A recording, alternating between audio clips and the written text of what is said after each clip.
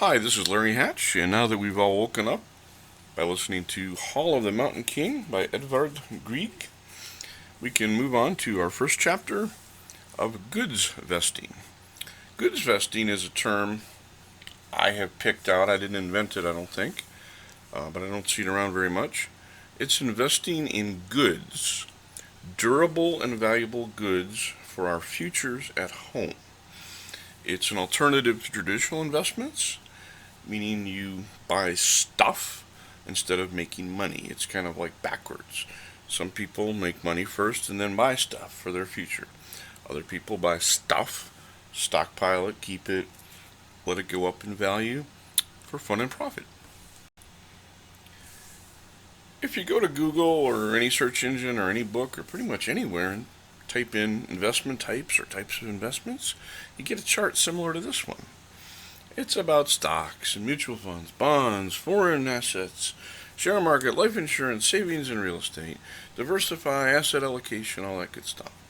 There's nothing here about investing in durable, valuable goods, with the exception of real estate. But that's questionable.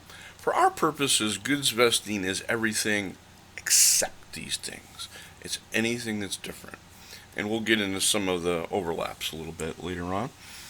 But why? Why are traditional investments not stuff, and that they're these mostly electronic things that can go away, with the exception of real estate for the most part?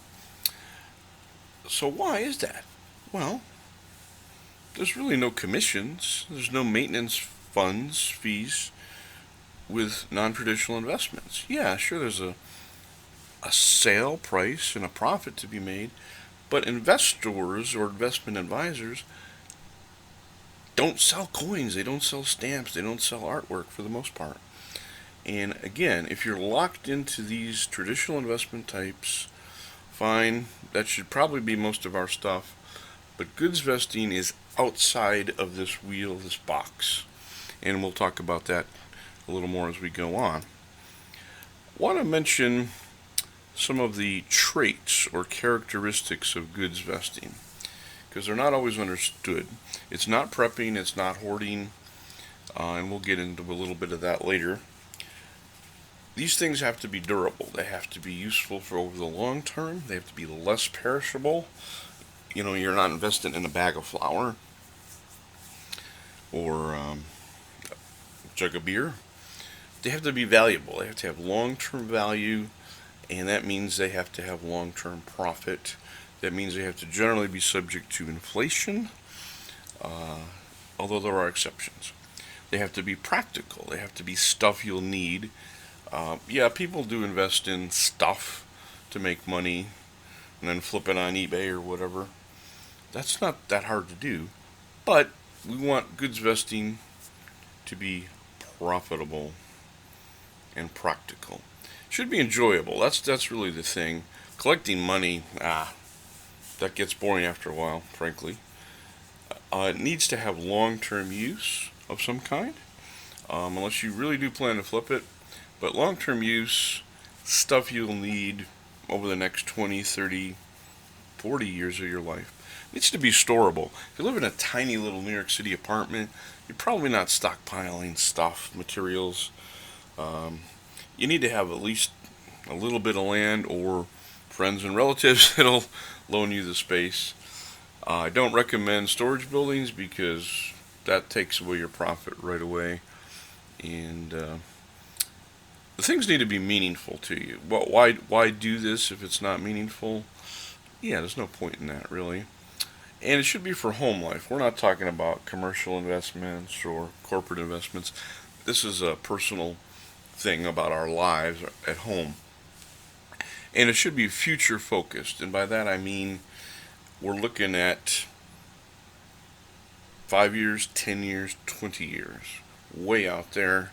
You know, we're not looking at buying an extra box of macaroni, which is going to expire next June. We're looking at stuff that will have value probably 5, 10, hopefully 20 years or more out into the future. There are several categories of goods vesting things, and we'll talk about those in a future episode, kind of group by group. We want to start with things that are expensive and therefore will have future value. Vehicles is obviously one. Automobiles, motorcycles, uh, bicycles, good bicycles. Those are very, very collectible in terms of future value and profit. Art and collectibles, that's a huge field, and again, we'll get into that. Appliances can be very expensive. You can spend $4,000 on a refrigerator these days. You can spend $2,500 on a washer. Um, so some people do stockpile things like that. Materials, and by that I usually mean building materials. If you expect to add on to your home, you might want to stockpile some stuff. Just buy it when it's cheap.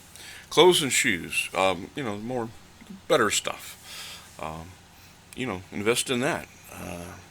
There's a lot to be done with that kind of thing. Food and beverage. Food tends to be very perishable for the most part.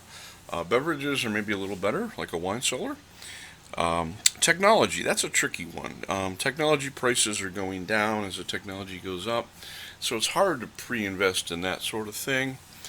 But to some extent you can, and I'll give you an example of something I have on right now, headphones. I have a pair of headphones I paid $200 for. That same, almost exact same model is now $375. Hey, I bought an extra pair. I'm ready to go.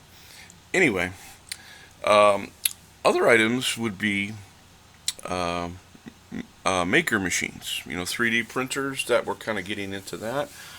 People at Goodsvest can make their own stuff. So sometimes buying the technology to make your own stuff makes sense. One of my favorites is plants and trees. If grow a forest, grow an orchard.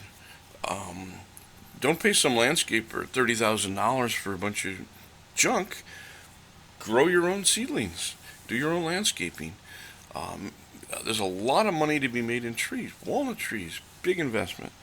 Energy systems, and by that we would mean things like solar power. Technology is just changing. Invest in energy systems. A lot of wealthy people are doing that. They're kind of building these self-sufficient, sustainable homes, and they don't expect to pay another energy bill. Furnishings, that's not just furniture, but it's anything you need for the house. If you can stockpile that and make it, I know people that have 3 sets of furniture. They're set for life on that. Guns and weapons, again, it's a little bit of a collector's territory, but again, there's a big investment field there. Gifts, stuff you can give away. We all spend hundreds, if not thousands of dollars a year on gifts. And stockpile that. Say, hey, this would make a great gift. I'm going to buy 3 of them for Christmas. Or Christmas 4 years from now. Jewelry and watches, another big category. Lots of profit to be made in that. And we'll look at each of these individual categories in future episodes.